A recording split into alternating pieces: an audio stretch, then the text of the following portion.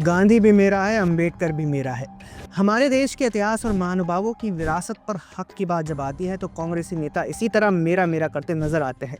उत्तराधिकार से लेकर एकाधिकार तक सभी कुछ इन्हीं को चाहिए। देश की विरासत और इतिहास को इस राजनीतिक दल ने कांग्रेस की विरासत और अधिकार बना दिया है। अब आप ये पोस्टर ही देखिए जिसे कांग्रेस ने अपने एक्स अकाउंट पर डाला है। इसमें कांग्रेस अध्यक्ष खड़गे की फोटो के साथ कांग्रेस ऐलान कर रही है कि महात्मा गांधी के उत्तराधिकारी हम हैं। किसने और कब कांग्रेस को महात्मा गांधी का उत्तराधिकारी बनाया? क्या ये घोषणा गांधी जी ने आपके सपनों में की थी या नेहरू जी को पर्सनली बताई थी, जिसके बारे में हमें नहीं पता? ऐसा क्यों है कि जैसे ही कोई पॉलिटिकल पर्सनैलिटी समकालीन राजनीति का हिस्सा बनती है तो कांग्रेस उस पर एकाधिकार करने पहुंच जाती है? पहले संसद में बी.आर. अम्बेडकर जी मुद्दा बने तो कांग्रेस लग गई मेरा मेरा करने, और अब महात्मा गांधी।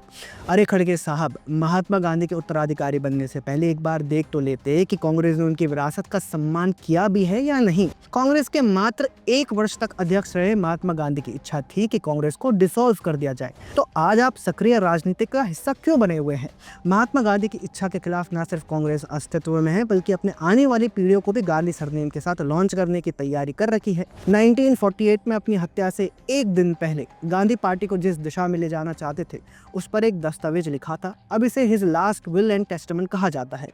उन्होंने लिखा, The Indian National Congress, the Congress in its present shape and form as a propaganda vehicle and parliamentary machine has outlived its use।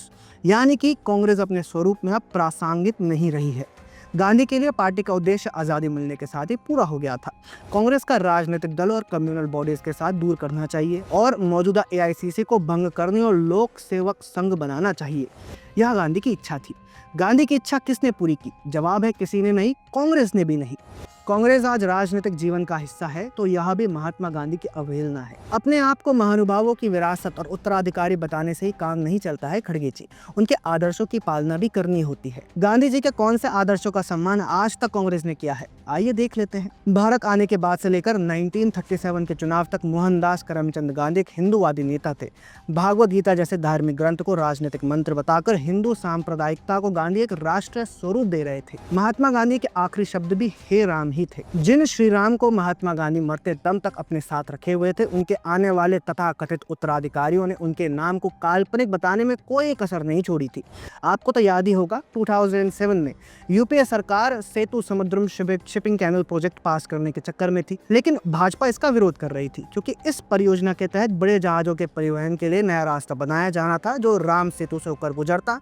इसके लिए राम सेतु को तोड़ना पड़ता, लेकिन राम सेतु की पुरानी मान्यताओं के कारण भाजपा ने सेतु समुद्रम शिपिंग कैनाल प्रोजेक्ट का विरोध किया और फिर मामला सुप्रीम कोर्ट पहुंच गया। 2008 में कांग्रेस सरकार ने बकायदा सुप्रीम कोर्ट में एक हलफनामा दाखिल कर बताया कि राम सेतु काल्पनिक है। राम सेतु ही क्यों, हिंदुओं की आस्था के केंद्र अयोध्या के रामलला के मंदिर के लिए कांग्रेस कभी गंभीर दिखाई नहीं थी। और जब वर्षों के संघर्ष के बाद 22 जनवरी को श्री राम लला की प्राण प्रतिष्ठा हुई तो सभी कांग्रेसी नेताओं ने इस कार्यक्रम का बहिष्कार भी किया था। क्या महात्मा गांधी कभी ऐसा करते? महात्मा गांधी स्वराज के लिए लड़ते रहे और अपना संपूर्ण जीवन इसी के लिए खपा दिया।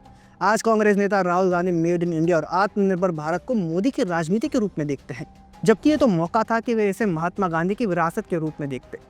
क्या असलियत में वोकल फॉर लोकल और आत्मनिर्भर भारत जैसे अभियानों के साथ मोदी सरकार ने महात्मा गांधी के आदर्शों का सम्मान नहीं किया? कांग्रेस की इच्छा और काम हमेशा पोस्टर पॉलिटिक्स करने तक ही रहता है। पोस्टर से ज्यादा कुछ करना हो तो प्रियंका गांधी बैग पर पोस्टर छाप कर संसद पहुंच जाती है।